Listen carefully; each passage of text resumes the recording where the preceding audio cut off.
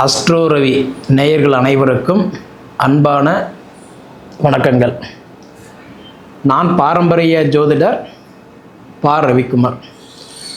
இப்போ நாம் பார்க்கக்கூடிய ஒரு தலைப்பு அப்படின்னு பார்த்தீங்கன்னா, அதாவது தமிழ் புத்தாண்டு பலன்களை பற்றி தான் இந்த காணொலியில் பார்த்துட்ருக்குறோம்.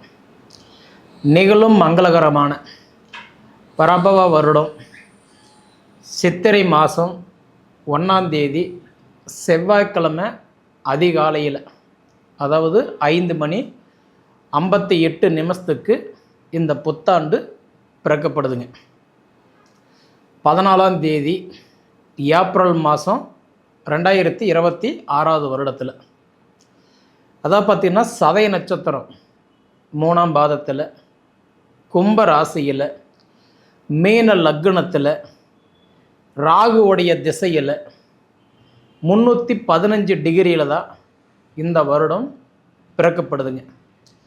இப்படி பிறக்கக்கூடிய இந்த காலகட்டத்தில், அதாவது ஒவ்வொரு மனிதருக்குள்ளாரையும் ஒவ்வொரு எதிர்பார்ப்பு இருக்க தான் செய்யுது. அதாவது கடந்த வருடம் நிறைய கஷ்டங்கள் அனுபவிச்சுமே, ஏதோ இந்த வருடம் பிறந்தாவது ஏதோ ஒரு நல்ல மாற்றங்களை கொடுத்துறாதா அப்படின்னு ஒவ்வொரு மனிதருக்குள்ளாரையும் ஒரு எதிர்பார்ப்பு இருக்க தான் செய்யுது.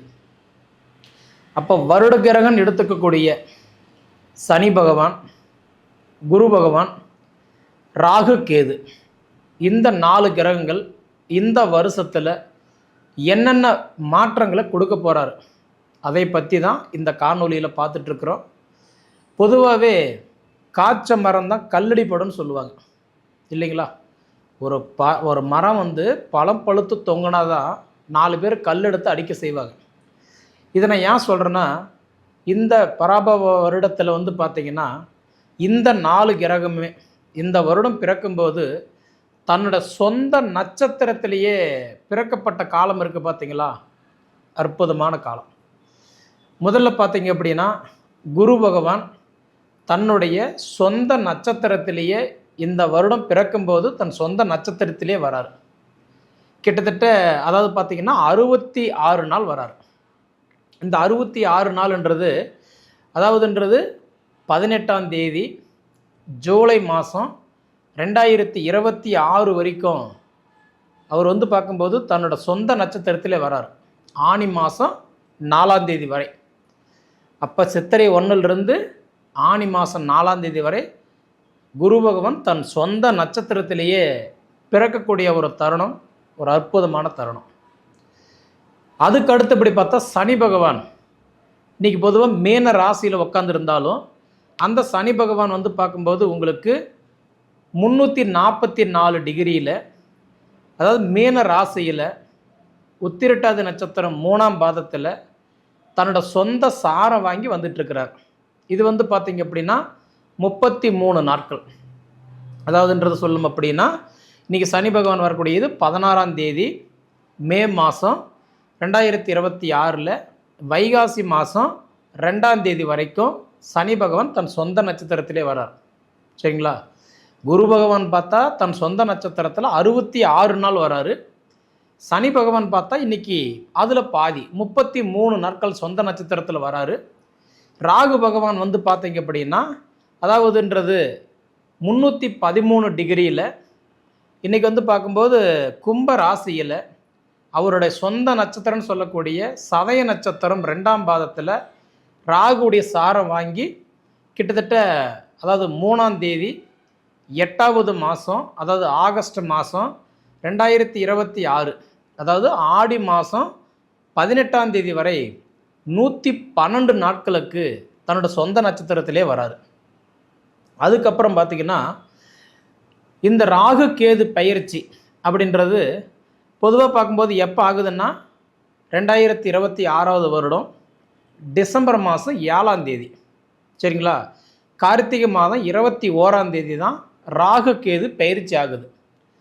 அப்போ அந்த ராகு கேது பயிற்சி ஆகிற வரைக்குமே கேது பகவான் தன் சொந்த நட்சத்திரத்திலேயே கிட்டத்தட்ட 238 நாள் வராரு. இதெல்லாம் பார்த்திங்கன்னா ஒரு அற்புதமான வாய்ப்பு. காரணம் என்னன்னா, பொதுவாகவே இன்றைக்கி நம்ம ஒரு வீடு கட்ட ஆரம்பிக்கிறோன்னு வச்சுக்கோங்களேன், ஒரு நல்ல நாள் பார்த்து கால் போடுவோம். அதுக்கு மேலே எந்த நாள் நட்சத்திரம் பார்க்க மாட்டோம். நம்ம வேலை டெய்லி கண்டினியூவாக நடந்துகிட்ருக்கு. அந்த ஆரம்பிக்கிற நாள் தான் ஒரு நல்ல நாள் பார்த்து ஆரம்பிப்போம். அந்த மாதிரி இந்த வருட கிரகத்தில் வந்து பார்த்திங்கன்னா 4 கிரகமே தன்னோட சொந்த நட்சத்திரத்தில் ட்ராவல் பண்ணுறது ஒரு அற்புதமான வாய்ப்பு. சரிங்களா? இதுவே முதல்ல ஒரு வெற்றி தான். கடந்த வருடத்தை விட இந்த வருடமெல்லாம் பார்த்தீங்கன்னா நிச்சயமாக கிட்டத்தட்ட எனக்கு தெரிஞ்சு நிறைய பேருக்கு நல்ல மாற்றங்களை தான் இந்த வருஷம் கொடுப்பார். இதிலெல்லாம் மாற்று கருத்துன்றதே கிடையாது. ஏன்னா குரு தன் சொந்த நட்சத்திரத்திலே வராரு, சனி சொந்த நட்சத்திரத்திலே வராரு, ராகு கேது தன் சொந்த நட்சத்திரத்திலே வரக்கூடிய தருணம் எல்லாம் ஒரு அற்புதமான வாய்ப்பு. என்ன சாரம் வாங்கி வரார். அப்படி பார்க்கும்போது முதல்ல ஒரு 48 நாளைக்கு அவர் வந்து பார்க்கும்போது ஆனி மாதம் கிட்டத்தட்ட சொல்லும் அப்படின்னா 4 தேதி வரைக்கும் அவர் தன் சொந்த நட்சத்திரத்தில் வந்தாலும் பொதுவாக 48 நாளைக்கு அவர் வந்து, அதாவது ஜூன் மாதம் 1ஆம் தேதி வரைக்கும் குரு பகவான் மிதுன ராசியில் தான் இருப்பார். உங்கள் ராசிக்கு 3வது ராசியில் இருப்பார், தைரியஸ்தானத்தில். அப்போ தைரிய குருவாக இருக்கிறது ஒரு அற்புதமான வாய்ப்பு. அப்போ முதல்ல உங்களுக்கு 8 நாள் ரொம்ப சூப்பராக இருக்குது. ஏன்னா தைரிய குருவாக இருக்கிறார்.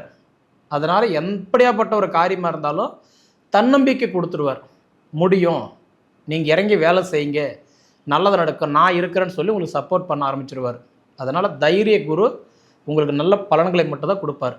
முதல்ல நான் சொல்கிறது அதாவது 48 நாளைக்கு. சரிங்களா? அதன் பிறகு பார்த்தீங்க அப்படின்னா ஜூன் மாதம் 1ஆம் தேதி குரு பகவான் மிதுன ராசியிலிருந்து கடக ராசிக்கு பெயர்ச்சாகிறார். அப்போ மிதுன ராசிக்கு வந்து அதாவது இருந்து கடகத்துக்கு பெயர்ச்சாகிறார்னா குரு பகவான் உச்சமடைகிறது அதாவது கடகத்தில் மட்டும்தான். அப்போ கடக ராசியில் வந்து குரு உச்சமடையும் போது கண்டிப்பாக பாருங்கள், அதாவது 100 டிகிரியிலிருந்து 200 டிகிரிக்கு போய் அவர் ரொம்ப சிறப்பாக வேலை செய்வார். அப்போ உங்களுக்கு தைரியஸ்தானத்தில் இருந்த குரு பகவான் சுகஸ்தானத்துக்கு போயிடுவார். சுகஸ்தானம் வலுக்கும்போது இடம் வாங்கிறது, வீடு கட்டுறது, மண்மனை வாங்கிறது, சொத்து வாங்கிறது, கோல்டு இன்வெஸ்ட்மெண்ட்டு, இது எல்லாமே உங்களுக்கு பிரகாசமாக இருக்கும். கிட்டத்தட்ட உங்களுடைய சிரமங்கள் எல்லாமே சரியாகும்.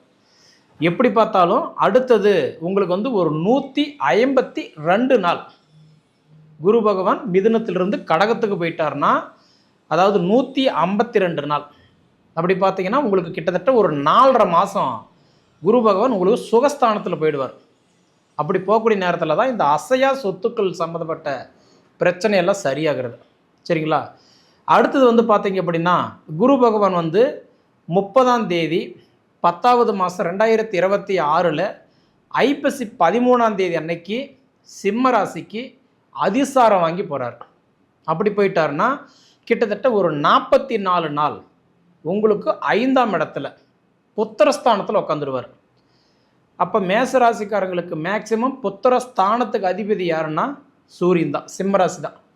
அப்போ இந்த குரு பகவான் அதிசாரம் வாங்கி ஒரு 44 நாள் சிம்ம ராசியில் போய் உட்காரும்போது மேசராசிக்காரங்களுக்கு அப்போ வந்து இந்த புத்திர செல்வத்தை கொடுக்கறது, குழந்தை பாக்கியத்தில் இருக்கிற தடைகள் விலகிறது, அவங்களுக்கு படிப்பு நல்லா இருக்கிறது, வேலை வாய்ப்புகள் அமைகிறது, அவங்களோட லைஃப் சீராக வச்சுக்கிறது, உடல் உபாதிகள் உண்டான குறைகள் எல்லாம் விலகிறது சூப்பராக இருக்கும்.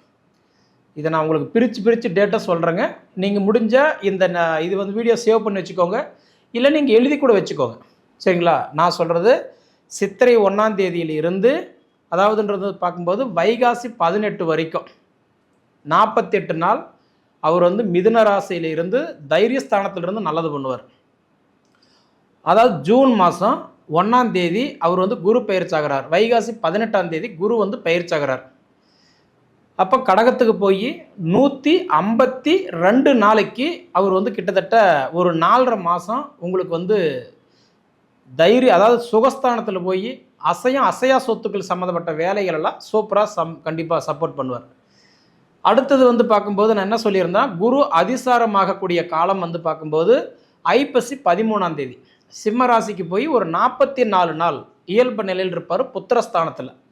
அந்த 44 நாளில் குழந்தை பாக்கியம் இல்லாதவங்களுக்கு நிச்சயமாக குழந்தை செல்வம் பெருகும், குழந்தைக்கு சம்மந்தப்பட்ட தடைகள் எல்லாம் விலகும். அதே மாதிரி அடுத்தது வந்து பார்க்கும்போது குரு வந்து சிம்ம ராசியில் 13ஆம் தேதி டிசம்பர் மாதம் இன்றைக்கி வந்து பார்க்கும்போது 2026 கார்த்திகை 27ஆம் தேதி சிம்ம ராசியில் தான் முதல்ல குரு வந்து வக்ரம் ஆவார். அப்போ சிம்ம ராசியில் 44 நாள் குரு வந்து வக்ரத்தில் இருப்பார். அப்போ உங்களுக்கு அந்த அடுத்த 44 நாள் பார்த்தீங்கன்னா கண்டிப்பாக புத்திரஸ்தானத்தில் போய் வக்ரம் ஆகும்போது அப்படியே ஆப்போசிட்டாக வேலை செய்வார். முதல்ல 44 நாள் செல்வத்தை கொடுக்குறவர் அடுத்த 44 நாள் பார்த்தீங்க அப்படின்னா கொஞ்சம் டிலே பண்ணுவார். சரிங்களா? கொடுக்குற மாதிரி கொடுத்து தாமதப்படுத்துறது. அதனால் முதல் 44 நாள் நல்லாயிருக்கும். பிறகு அதே 44 நாள் பார்த்தீங்க அப்படின்னா செயல் இழந்து உட்காந்துருவார். அதுக்கடுத்தது பார்த்தீங்கன்னா குரு பகவான் அதே குரு வக்ரத்தில் இருந்து மீண்டும் கடகராசிக்கு வரார். அப்போ கடகராசிக்கு வந்து கிட்டத்தட்ட 44 நாள் கடகத்தில் வந்து அதாவது மீண்டும் வக்ரத்தில் இருப்பார். சிம்ம ராசியில் 44 நாள் வக்ரம், அடுத்தது வந்து கடகராசியில் 44 நாள் வக்ரம். அப்போ 44 88 நாள் கிட்டத்தட்ட ஒரு 3 மாதம் குரு பகவான் வக்ரத்திலே இருப்பார். அந்த 3 மாத காலத்தில் நம்ம எதை செய்தாலுமே நமக்கு கொஞ்சம் குழப்பத்தில் தான் இருக்கும். சரிங்களா? அதே அடுத்துக்கு பார்த்தீங்கன்னா குரு பகவான் வந்து கடகராசிக்கு வரக்கூடிய குரு பகவான் இன்னைக்கு 13ஆம் தேதி ஏப்ரல் மாதம் 2027 வருடத்தில் பங்குனி மாதம் 31ஆம் தேதி வரைக்கும் அவர் வந்து என்ன பண்ணுவார்னா கடகத்தில் தான் வந்து அவர் வந்து வக்ரத்தில் இருந்து அவர் நிவர்த்தி அடைகிறார். கரெக்டாக அந்த வருடமும் முடியுது, வக்ரமும் நிவர்த்தி ஆகிறார். ஆக மொத்தம் இந்த 365 நாளுமே குரு பகவான் நான் சொன்ன மாதிரி மிதுனத்தில் ஆரம்பித்து சிம்மத்துக்கு போய் அதிசாரத்துக்கு அதாவதுன்றதை போய் பார்க்கும்போது கடகத்துக்கு பயிற்சி அடைஞ்சு சிம்மத்துக்கு அதிசாரம் வாங்கி அதே சிம்மத்தில் வந்து வக்ரம் அடைஞ்சு மிதுனத்தில் வக்ரத்தில் வந்து இந்த வருஷமே முடிச்சுக்கிறார். அப்போ இயல்பு நிலைக்கு திரும்பும் போதெல்லாம் கரெக்டாக அந்த வருஷம் முடிஞ்சிடும். பங்குனி 31ஆம் தேதியோட இந்த வருஷம் முடிஞ்சிடும். சரிங்களா? இப்படியாப்பட்ட ஒரு கால்குலேஷன்லாம் பார்த்தீங்க அப்படின்னா மேச ராசிக்கெல்லாம் எனக்கு தெரிஞ்சு ஒரு சாதகமான வாய்ப்பில் தான் இருக்குது. ஏன்னா தைரியஸ்தானத்தில் ஆரம்பித்து சுகஸ்தானத்தில் உக்காந்து அவர் வந்து புத்திரஸ்தானத்தில் போய் முடிகிறார். அப்போ இந்த மாதிரி கால்குலேஷன் வரும்போது என்ன பண்ணுவார் அப்படின்னா நான் உங்களுக்கு சொன்னேன், என்ன அசையா சொத்துக்கள் சம்மந்தப்பட்ட வேலை முடியும், புத்திர பாக்கியத்தில் இருக்கிற தடைகள் விலகும், தைரியஸ்தானத்தில் இருந்து நல்ல செல்வங்களை கொடுத்துருவார், தன்னம்பிக்கை அதிகமாக கொடுத்துருவார். எப்படி பார்த்தாலும் எனக்கு தெரிஞ்சு மேச ராசிக்கு குரு பகவான் இந்த வருடம் சூப்பராக இருக்குன்றதில் மாற்றமே கிடையாது. சரிங்களா? அதே அடுத்தது பார்த்திங்கன்னா சனி பகவான் முதல்ல பார்த்திங்கன்னா மீன ராசியில் அவர் இயல்பு நிலையில் இருக்கிறார். அப்போ சனி பகவான் இயல்பு நிலையில் இருக்கும்போது உங்களுக்கு ராசிக்கு 12ஆம் இடத்துல இருக்கிறார், விரைய சனியாக இருக்கிறார். அப்போ விரைய சனியாக 12ஆம் இடத்துல இருந்தாலும் சனி பகவான் இடையில வந்து பார்க்கும்போது ஒரு 138 நாள் இந்த வருடத்தில் வக்ரத்தில் போகிறார். அந்த 138 நாள் தான் உங்களுக்கு சாதகமாக இருக்கும். ஏன்னா ஆல்ரெடி உங்களுக்கு 7 சனி நடக்குது இல்லைங்களா? அந்த 7லேயும் குறிப்பாக வந்து இப்போ விரைச்சனி நடக்குது இல்லைங்களா? கண்டதும் தண்டம் மண்ணி கைப்பொருள் விரையம் மண்ணி பண்ட ஊர் நாட்டை விட்டு வனவாசம் போகாத கொடுமையாக சிரமத்தை கொடுக்கக்கூடிய நேரம் தான் இந்த விரையச்சனி. அப்போ எல்லா மேசராசிக்காரங்களுக்குமே இப்போ விரையச்சனியாக இருக்கிறதுனால அந்த சனி பகவான் வக்ரத்துக்கு போகும்போது இயல்புக்கு மாறாக வேலை செய்வார். அப்போ அந்த சனி அந்த இடத்துல உங்களுக்கு வேலை செய்யாது. அந்த 138 நாள் கிட்டத்தட்ட ஒரு 4.5 மாதம் ரொம்ப சூப்பராக இருக்குது. அது எந்த டேட்லேருந்து எந்த டேட் வரைக்கும் அப்படின்னு பார்த்தீங்கன்னா 27ஆம் தேதி ஜூலை மாதம் 2026, அதாவது பார்க்கும்போது இன்றைக்கி வைகாசி மாதம் 2ஆம் தேதியில் இருந்து சரிங்களா அவர் வந்து பார்க்கும்போது ராகு பகவான் 11/12/2026 கார்த்திகை 25 வரைக்கும் அவர் வந்து வக்ரத்தில் இருப்பார்.